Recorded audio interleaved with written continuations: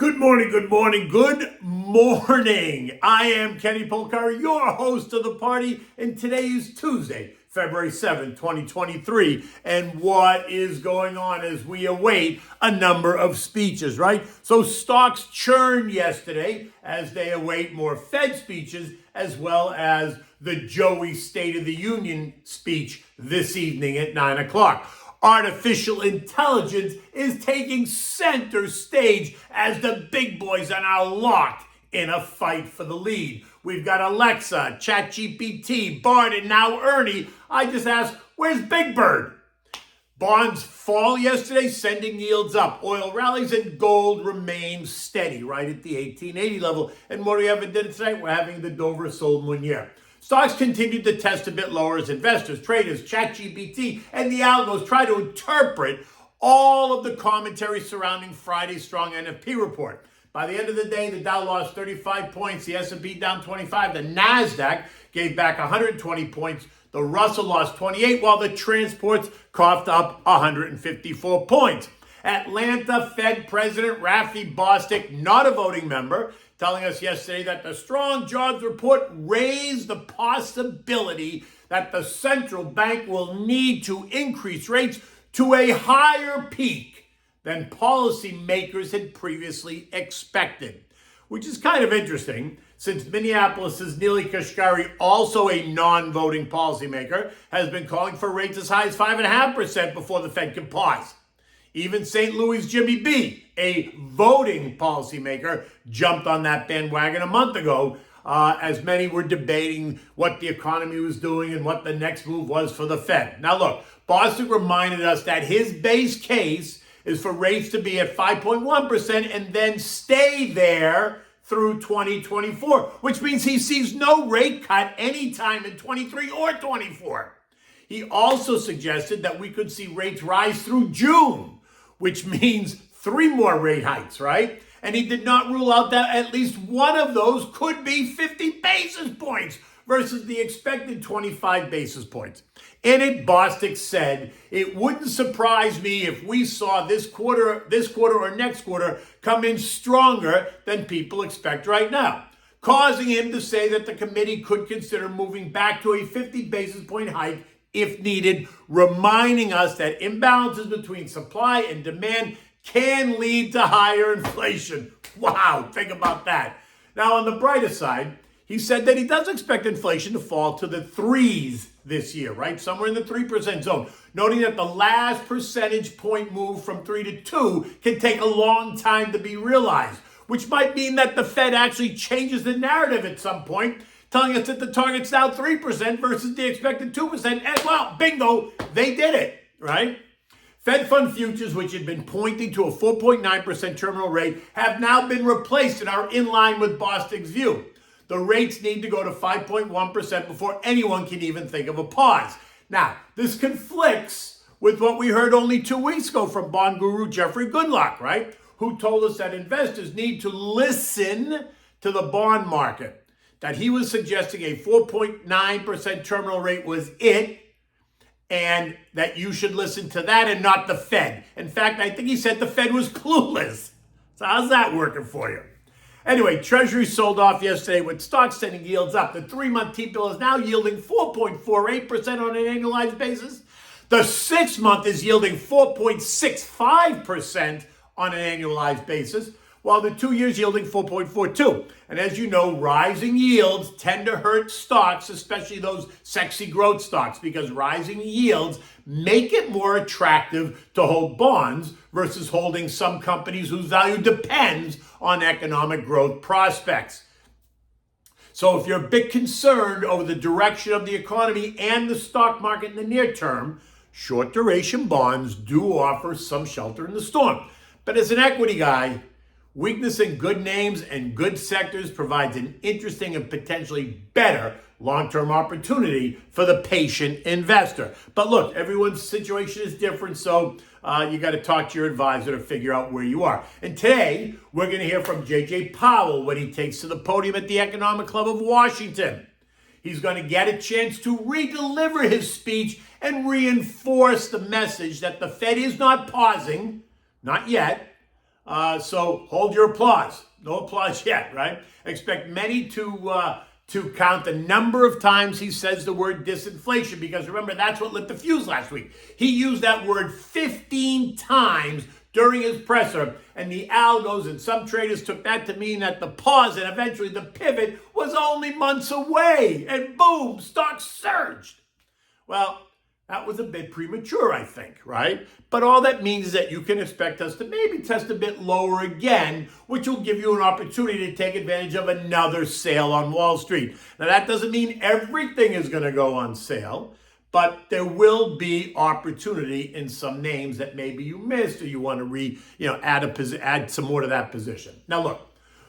What happens when we see a bit of nervousness? We see the boring stuff advance while the sexy name declines. And yesterday, that's exactly what we saw after Bostic's comments, right? We saw 9 of the 11 major sectors of the S&P decline, only 2 advanced. And who were they?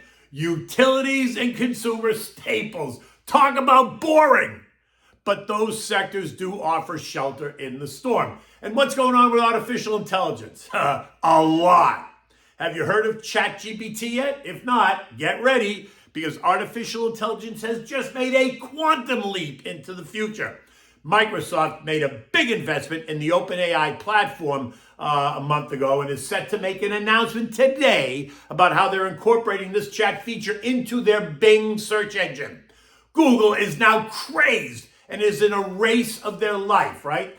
It has their CEO, Sunny Pichai, calling for all hands on deck to test their version of ChatGPT named Bard, B-A-R-D, calling on every Googler to man their stations as search engines around the world go all in on artificial intelligence. And don't discount China's role in this. Baidu, which is a Chinese search engine, is testing a chatbot named Ernie. So I've been saying for months, artificial intelligence should have a place in your portfolio. And you can access it broadly via the BOTZ, ETF, B-O-T-Z. Now look, if you own Google and Microsoft, then you're participating in that space already. But if you want more direct, concentrated exposure, then considering adding that ETF as a holding. BOTZ is up 18% year to date, after declining nearly 50% last year, 50, right? It's one of those beaten up sectors that is finding love from investors in 2023, just like we see in communications and technology and other areas of the market. There's no economic data today to speak of, so expect the conversation to continue around earnings. JJ's speech today, Biden's State of the Union speech tonight, and about the remnants of that Chinese weather balloon that NORAD suspects was loaded with explosives. Oh my God, really? You can't make this stuff up. So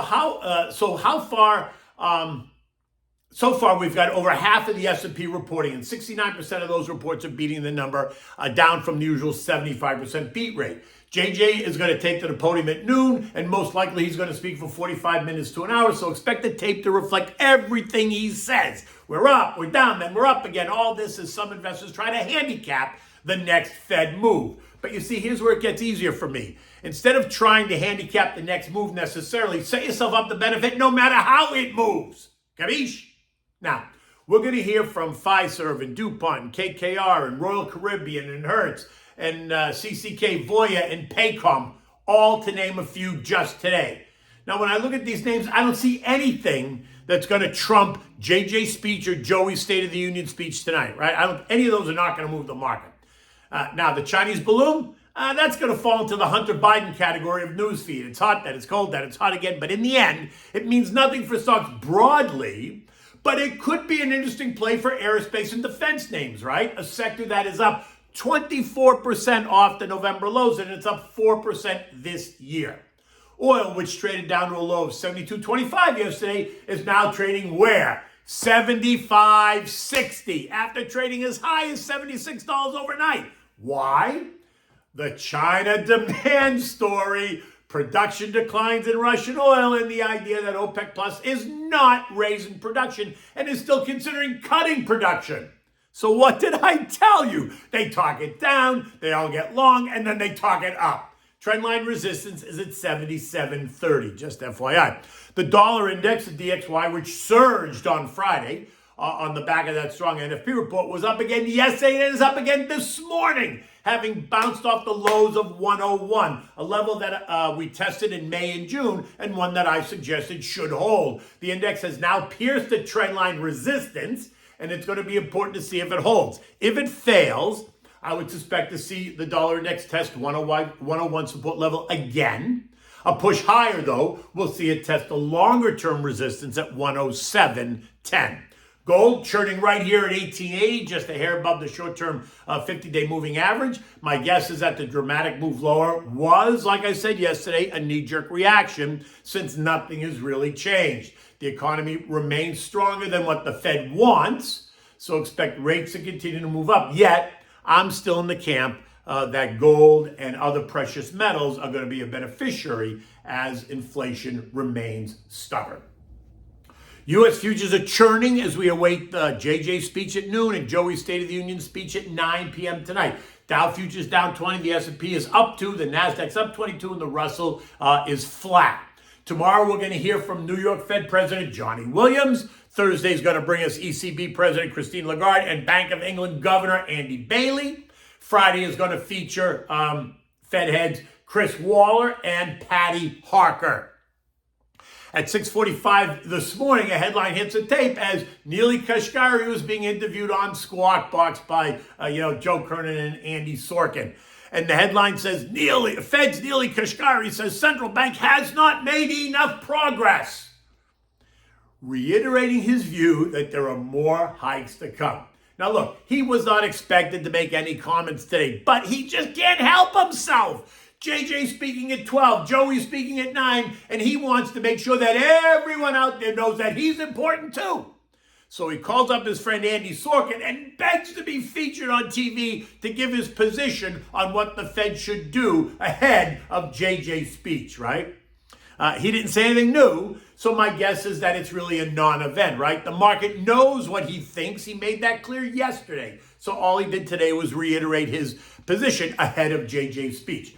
European markets are up across the continent. They're digesting more of the earnings results as they await the speeches today and tonight and Thursday from the ECB and the Bank of England. There is no economic data in Europe today to drive the action, just like here, no economic data. So the markets there are all up about 0.4%. The S&P closed the day at 4111 yesterday, down 25 points after piercing 4100. The trade as low as 4093 before finding support. We are still holding well above the trend line at 4,000. But as I said, do not be surprised to see stocks consolidate and test the trend line as they digest all the data, the macro data, as well as the earnings data. Remember, build a strong foundation, dollar cost average into it. Keep reinvesting in the names that you like, right? And keep reinvesting the dividends in those names that you like. Buy names on weakness as long as that weakness is not that fundamental shift in the sector, in the company's specific business line. Make sure you do your homework. Okay, so what do we have for dinner tonight? We're going to have the Dover Sole Meunier, right? Because it still feels a bit fishy to me out there, right? So the Dover Sole, it's simple to make, and it's always a fan favorite, right? And you can vary it kind of according to your own taste. You can add some white wine to it if you want. You don't have to, but you can. So for this, you need the Dover Sole. You can use lemon sole if you can't find the Dover Sole. You need flour, salt and pepper, butter, oil, lemon, parsley, and capers, right? Which some people say are optional. I say they are not, at least not in this dish. Rinse, and you want to rinse the fillets and then pat them dry with a paper towel. You want to combine the flour and some salt and pepper so you get it seasoned. You want to dredge the fillets in the flour, set them aside. Now in a skillet over medium heat, you want to melt the butter and add a splash of olive oil just to prevent the butter from burning. As soon as the butter stops foaming, place the fillets in the pan, being sure not to overcrowd the pan. Maybe 3 fillets at the most, depends on how big your pan is, but right? You want to cook them for 2 to 3 minutes on one side, then flip them and cook them for an additional 2 to 3 minutes on the other side, depending on the thickness of the fillet. You only want to turn these once during cooking. Now, once they're done, place the fillet on a warmed platter and melt a bit more butter in the skillet. Turn the heat up so that you melt the butter, but don't burn it. You want to take fresh lemon, squeeze the fresh lemon juice into the butter, Add the capers, stir it together so that it all blends. Now, when you're done with that, take the sauce and pour the sauce over the fillets.